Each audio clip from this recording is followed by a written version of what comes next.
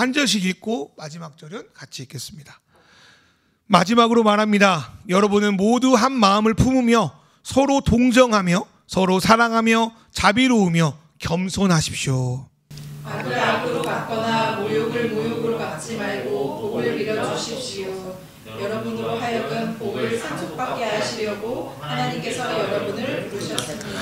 생명을 사랑하고 좋은 날을 보려고 하는 사람은 혀를 다스려 악한 말을 하지 못하게 하며 입술을 닫아서 거짓말을 하지 못하게 하여라. 악에서 떠나 선을 행하며 평화를 추구하며 그것을 쫓아라. 주님의 눈은 의인들을 굽어보시고 주님의 귀는 그들의 간구를 들으신다. 그러나 주님은 악을 행하는 자들에게서는 얼굴을 돌리신다. 그러므로 여러분이 열심으로 선한 일을 하면 누가 여러분을 해치겠습니까? 그러나 정의를 위하여 고난을 받으면 여러분은 복이 있습니다. 그들의 위협을 무서워하지 말며 흔들리지 마십시오. 다만 여러분의 마음속에 그리스도를 주님으로 모시고 거룩하게 대하십시오. 여러분이 가진 희망을 설명하여 주기를 바라는 사람에게는 언제나 답변할 수 있게 준비를 해주십시오. 아멘. 여러분 거의 안드로이드 쓰시죠? 아이폰은 저랑 와이프만 소영이 정도 쓰는데 우리나라의 경우는 이제 막 LG도 뭐 현대든 수많은 그 회사에서 핸드폰이 출시됐던 속칭 춘추 전국 시대를 지나가지고 이제 다수의 안드로이드 OS를 쓰는 삼성 폰하고 이제 소수의 몇 명 안 되는 애플 사용자들 이렇게 둘로 양분되어 있습니다.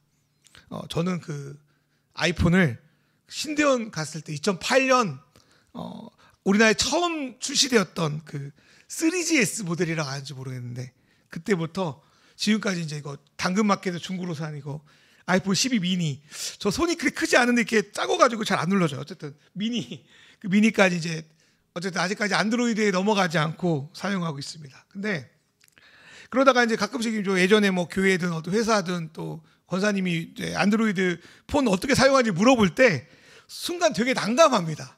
잘 모르거든요. 이리저리 눌러보고 필요하면 인터넷 찾아보면서 이제 알아내긴 하는데 어색하고 쉽지 않아요. 제가 안드로이드 폰을 가끔씩 이제 만질 때 가장 어려운 거는 화면에 깔려있는 웹을 찾는 거예요. 그러니까 아이폰 같은 경우는 다 앞에 있거든요. 근데 안드로이드는 앞에 있는 게 있고 이렇게 하면 또 뒤에 있잖아요. 뭘 찾으려고 하는데 못 찾겠는 거예요. 계속 이 뭔가 막 하고 어떻게 할지 몰랐던 그런 기억이 있습니다. 그러니까 아무리 좋은 안드로이드 폰을 들고 있어도 계속 아이폰 썼을 때 습관이 발목을 잡고 있는 거죠. 뭐 그거는 저 컴퓨터 쓸 때도 그래요. 윈도우 컴퓨터를 쓰다가 맥으로 쓰다가 같이 쓰면 키가 달라요. 근데 윈도우 PC를 이제 저 일할 때 쓸 때는 애플 키를 누르면서 왜 안 되는 거야 이러고 있고 애플을 쓸 때는 갑자기 다른 키를 누르면서 안 되는 거야 이렇게 계속 헷갈리고 있습니다. 이런 상태에서 물론 최신식의 최근에 나왔던 S25 이런 거 주면 받겠죠. 물론 공짜로 좀 받을 거야. 근데 지금 쓰는 이 골동품 몇 년 전에 나왔던 아이폰이 주는 그 익숙함을 바로 따라잡지는 못할 거예요. 아마 시간이 필요하겠죠. 우리가 예수님을 믿는 사람으로 사는 것도 어떤 부분에서는 그런 것 같습니다. 하나님으로부터 새로운 신분과 삶을 받았다고 하지만 아직도 적용하지 못해 어떤 분들은 30년, 40년, 50년 정도 적용하지 못해서 계속 어색하고 불편한 상황을 계속 가져가는 것 같아요. 주변에 나와 같은 신분이 되어서 같은 그리스도인의 정체성을 사랑하는 사람들이 있으면 조금 물어서라도 조금 이렇게 물어보잖아요. 어떻게 쓰냐고. 근데 주변에 없다 보니까 불편하고 갑갑한 생활이 계속돼요. 그리고 교회를 다니나 안 다니도 그런 생활이 계속됩니다. 그런 면에서 진정한 그리스도인의 삶은 조금 좀 이렇게 표현할게요. 매니아스럽다는 생각이 들어요. 그러니까 사회를 뭐라고 격리돼 이런 게 아니라 좀 매니악스럽다는 생각이 들어요. 물론 중세의 기독교 국가처럼 주변 모두가 기독교인이던가 기독교 집안 문화에서 살아오신 분들은 좀 다를 수 있겠지만 그런 속에서도 내가 정말 성경에 말하는 그리스도인답게 살려고 하면 어떤 형태로든지 좀 튀어 보일 수밖에 없습니다. 어제 저희 사촌 형님 20몇 년 만에 만났는데 목사니까 이상하게 교회 이야기 물어봐요. 야, 교회 다닌 사람이 부자나 돈이 많거나 힘이 있는 사람의 편에 쓰는 거는 나는 솔직히 이해가 안 간다고.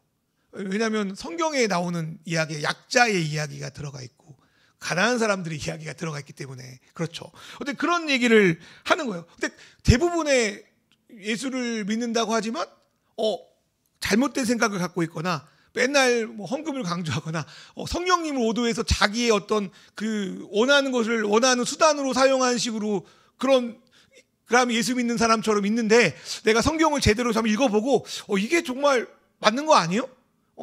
무엇을 먹을까, 무엇을 마실까, 무엇을 입을까 걱정하지 말라고 써 있는데 왜 그렇게 해요? 그러니까 좀 그리스도인으로 사는 건 좀 매니악스럽다는 생각이 들었습니다. 그게 불편하고 어색해지고 그것이 좀 심하게 표현되면 그걸 고난이라고 볼 수 있겠다 생각이 들어요. 뭐 고난이 뭐 어디서 맞고 막 감옥 가고 이런 것도 고난이지만 어색하게 사는 것, 불편하게 사는 것, 그것도 어쩌면 우리가 갖는 매니악 속에 살아가는 그리스도인이 갖고 있는 여러 가지 불편함일 수 있겠다 생각이 듭니다. 베드로 사도가 오늘 8절에 이렇게 말해요. 마지막으로 말한다. 근데 그래서 저는 이제 좀 편지가 좀 끝날려 보다 했는데 앞으로 뭐 5장까지 내용이 꽤 남아 있거든요. 여기서 말하는 그 마지막은 무엇일까? 이거는 이제까지 베드로 사도가 흩어져 있는 성도들에게 어떤 백성으로 살려고 했던 내용을 다시 한번 총정리해서 요약하는 걸 말해요. 마지막으로 말할게. 내가 이 편지에 쓴 목적은 결국은 이런 것들을 너에게 가르쳐주기 위해서 그런 거야 라고 요약해서 말하는 거예요. 특별히 8절의 베드로 사도는 5가지 가치로 살라고 우리에게 요약해서 권면합니다. 첫 번째로 같은 마음을 품는 거는 내가 찾아보니까 한 가지 생각이 무조건 맞아. 무조건 나를 따라. 생각하지 마. 맹목적으로 나를 따라. 그런 하나됨이 아니라 조화로운 삶을 추구하는 걸 의미합니다. 그게 같은 마음을 품는 거예요. 두 번째로 동정은 마음을 같이 하는 것으로 사람들이 가지고 있는 여러 가지 감정, 고통, 슬픔에 동참하는 걸 말합니다. 우는 자와 함께 울고 웃는 자와 함께 웃는 거죠. 솔직히 우리가 세상이 한 개인에게 얼마나 잔인하게 대할 수 있는지를 자주 봅니다. 뭐 연예인도 그렇고요, 여론도 그렇고요. 한 집단이 개인을 얼마나 망가뜨릴 수 있는지 제대로 알아보지도 않고 한 사람을 어떻게 사회적으로 매장시키는지를 우리는 끊임없이 보고 있습니다. 뭐 조직도 마찬가지고요. 그런 사회에서 그리스도인들은 함께 그 이상한 좀 누군가를 비하하는 여론에 함께 막 댓글 달고 손가락쥐고 돌드는 게 아니라 그들의 아픔이 어떨까? 그들의 어려움이 어떨까? 그들의 슬픔이 어떨까를 공감하고 더 나아가서 동참하는 거죠. 세 번째 나오는 사랑은 원어적으로 필라델피아입니다. 미국에도 필라델피아가 있는데 여기서 말하는 사랑은 어떤 막 남녀간의 사랑이나 어떤 막 하나님과 영적인 사랑을 의미하는 것보다 사람들 간의 우정, 도리, 의리 이런 거를 의미합니다. 자기 이익을 위해서 뭐 친구도 가족도 냉정하게 치워버리는 그런 세상. 요즘에 뭐 어떻게 또 예전에 그 조선시대 태종 이야기 계속 나오잖아요. 막 자기 권력을 위해서 자기 동생들도 죽이고 자기 와이프의 그 동생들 죽이고 막 뭐 이런 거 나오거든요. 뭐 지금도 비슷하죠. 어쨌든 직접 죽이진 않지만 그렇게 냉정하게 치워버린 세상에서 우정, 의리, 도리, 남자들끼리 강호의 도의 뭐 이런 걸 말하는 거는 오히려 어색하게 느껴지죠. 그럼에도 베드로 사도가 의리를 지켜라. 사람 간의 우정을 지키라고 우리에게 권면합니다. 네 번째로 자비는요. 친절한 마음으로 사람을 대하라는 말씀입니다. 뭐 특별히 좀 사회적 약자들, 세상에서 자기의 권리를 제대로 인정받지 못하는 이들에게 너희 기독교인들이 예수님이 그랬던 것처럼 불쌍히 여기고 자비롭게 여기고 따뜻한 마음을 가지고 도우라라고 하는 거죠. 다섯 번째 겸손은 예수님의 삶의 모습과도 연결되어 있는데 야 세상에 태어나가지고 갑질하려고 살지 말고 세상을 섬기는 마음으로 살아라. 예수님이 그러잖아요. 주변에 고관들과 높은 사람들은 위에서 아래를 누리려고 하지만 너희는 그러면 안 된다. 너희 중에 큰 자는 젊은 자와 같고 다스리는 자는 섬기는 자와 같아라. 너희는 거꾸로 살아야 된다. 이렇게 말씀하신 게 바로 겸손입니다. 지위가 높다고 대접받으려 하지 말고 섬겨라. 그리고 이렇게 5가지의 가치를 우리 마음에 품고 살아가게 되면 그것은 일반적인 삶과 다른 방식으로 우리 안에서 점점 드러나게 되는데 그거는 세상의 방식과 거꾸로 살아가는 것이라고 합니다. 우리 베드로전서 3장 9절 말씀을 같이 읽어볼까요? 베드로전서 3장 9절만 세 번을 읽어볼게요. 시작. 악을 악으로 갚거나 모욕을 모욕으로 갚지 말고 복을 빌어주십시오. 여러분으로 하여금 복을 상속받게 하시려고 하나님께서 여러분을 부르셨습니다. 전혀 다른 삶을 살래요. 그 중에 하나가 악을 악으로 갚지 말고 복을 빌어주라 라고 말합니다. 사람들은 어떻게든 상대의 약점을 파고들어서 이기려 합니다. 뭐 대부분 경기가 그렇죠.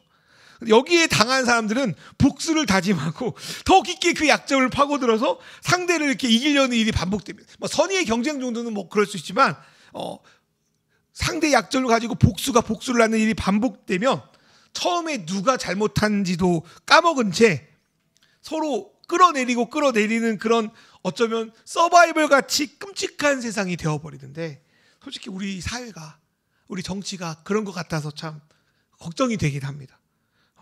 그런 상황에서 하나님이 그리스도인에게 무리한 것처럼 부탁하는 것은 악을 악으로 갚는 것을 중단해라. 너희는 복수로 하려고 사는 자들이 아니라 오히려 너희가 사는 곳에 진짜 필요한 게 무엇인지를 일깨우고 그것이 얼마나 필요한지 너 스스로 보여주고 그러한 삶의 풍성함을 나타내는 일을 해라. 복수, 분노, 미움을 품고 있으면 얼마나 네 자신이 괴롭냐. 오히려 복을 빌어줘라 라고 말합니다. 그리고 이 복을 빌어주는 것에 대해서 베드로 사도가 시편 34편 말씀을 인용해서 10절부터 12절까지 인용해서 말씀하는 거예요. 10절 말씀을 읽으면 생명을 사랑하고 좋은 날을 보려고 하는 자들은 혀를 다스려 악한 말을 못하게 하며 입술을 닫아서 거짓말을 못하게 하라. 복을 빌어주는 것은 생명을 사랑하고 우리 삶에 주님이 통치하시는 좋은 날을 소망하는, 주님이 오시는 날을 소망하는 사람이고 그를 위한 방식으로 살아가는 사람이다. 그리고 그는 복을 빌어주는 사람이기 때문에 입으로도 복을 빌어줘라. 그래서 상대방에게 어떤 악독한 말을 하거나 거짓을 말하지 말아라.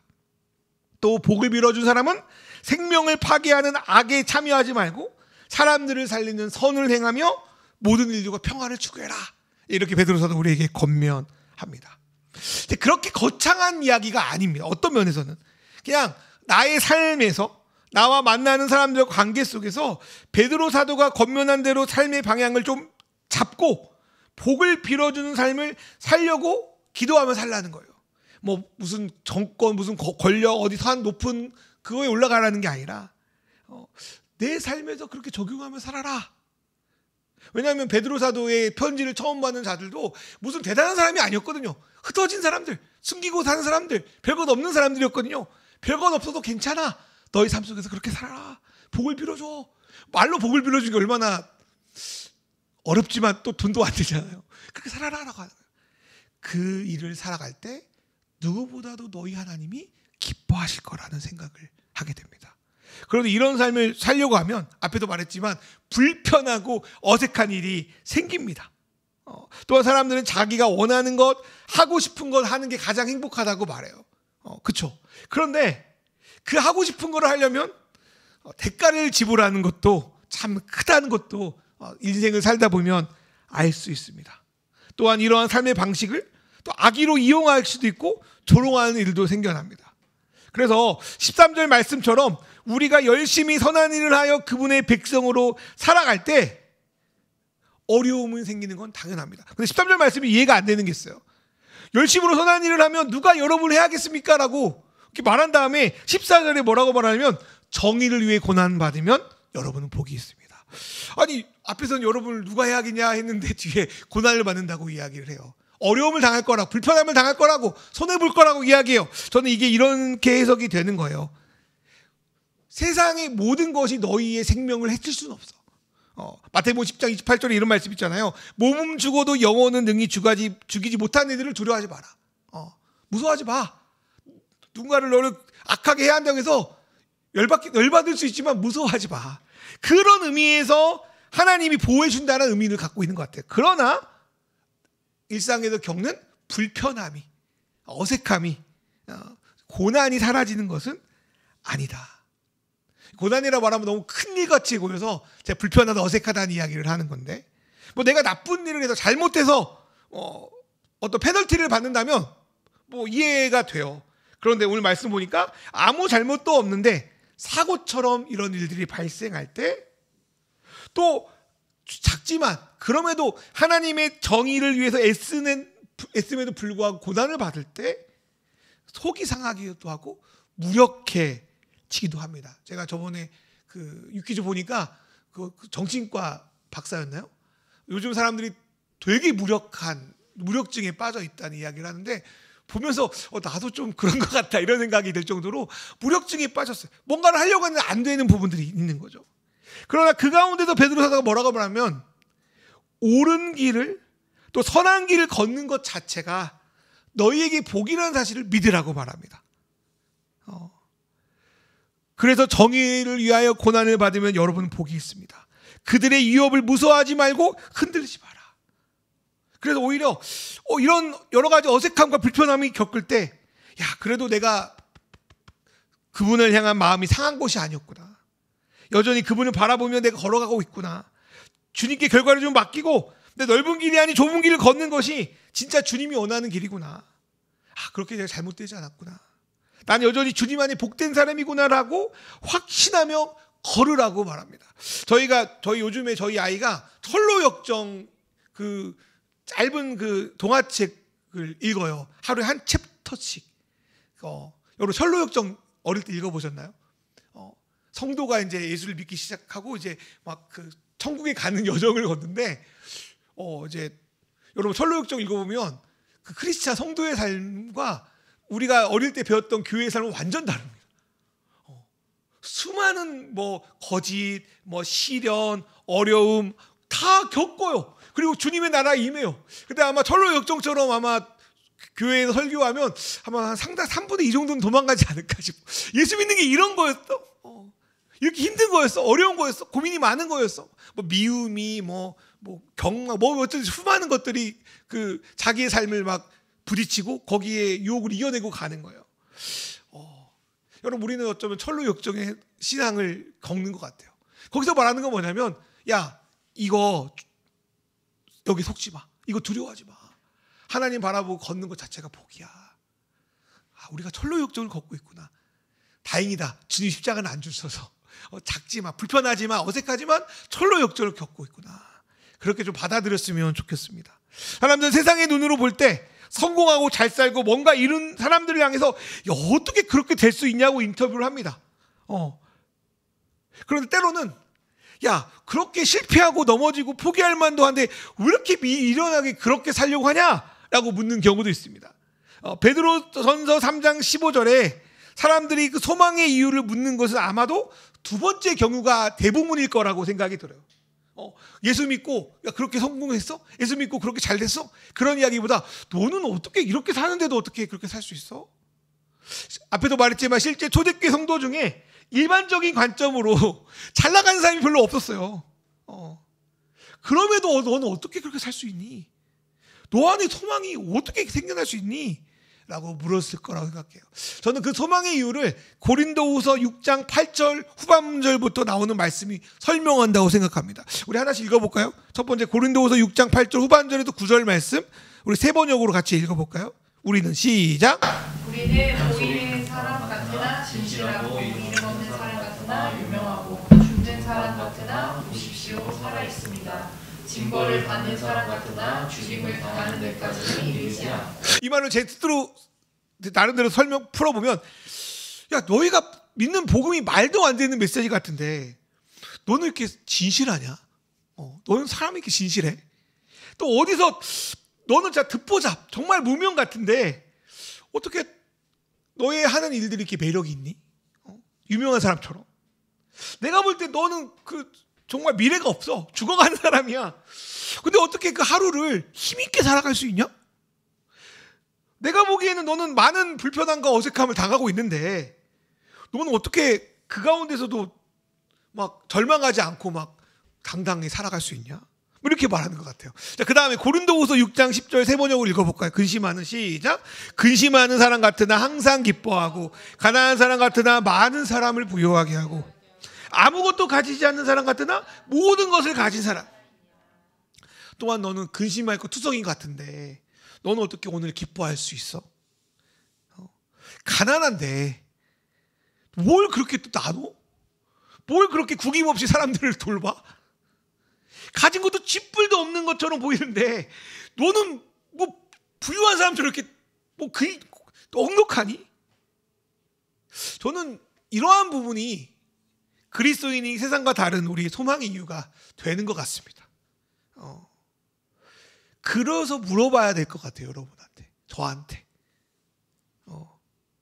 또 우리가 무엇을 가졌고 무엇을 입었고 어디까지 올라갔다는 내용이 우리의 간증이 아니라 우리가 고린도후서 6장 8절부터 10절까지 이런 여러 가지 일들이 있음에도 너희는 어떻게 소망을 품고 살아갈 수 있어? 그게 여러분 우리의 이선과 가식이 아니라 정말 그리스도 때문이라고 답변할 수 있다면 그게 우리가 말할 수 있는 소망의 이유라는 생각이 들었습니다. 많은 사람들이 저마다 자기를 드러내고 지키고 높이기 위한 나름의 성들을 쌓습니다. 그런데 기독교인이라고 하는 분들 중에서 뭔가 종교적인 성과 힘 같은 거를 하나님이 축복받는 거라 여기며 그런 것을 얻는 것이 하나님께 공적을 쌓는 거라고 여깁니다. 극단적인 애가 저기 광화문에 있겠죠. 여의도에 있고요. 그러나 진정 하나님이 우리에게 보시는 거는 우리가 정말 어떤 마음을 품고 살아가나, 어떤 신앙의 관점으로 이 땅을 걸어가나, 나의 삶이 좀 어색하고 불편해 보여도 좀 안 맞는 옷처럼 입고 다녀도 그게 그리스도로 이어지고 있냐. 이러한 그리스도의 삶은 물과 기름처럼 어색하기에 자충우돌도 많이 하고 무시당하기도 합니다. 그러나 베드로 사도는 이러한 삶이 그리스도의 놀라운 능력을 나타내는 증거라고 우리에게 말합니다. 이를 위해서 그 베드로 사도가 16절부터 22절까지 계속 비교하고 있는데 그리스도가 십자가 위에서 하신 일과 노아의 홍수 사건입니다. 여러분 베드로서 3장 17절 이후의 말씀이 여러 가지 논란이 있는데 그 논란에 대한 부분들은 오늘 이야기하지 않겠고 두 사건을 비교하면 좋을 것 같아요.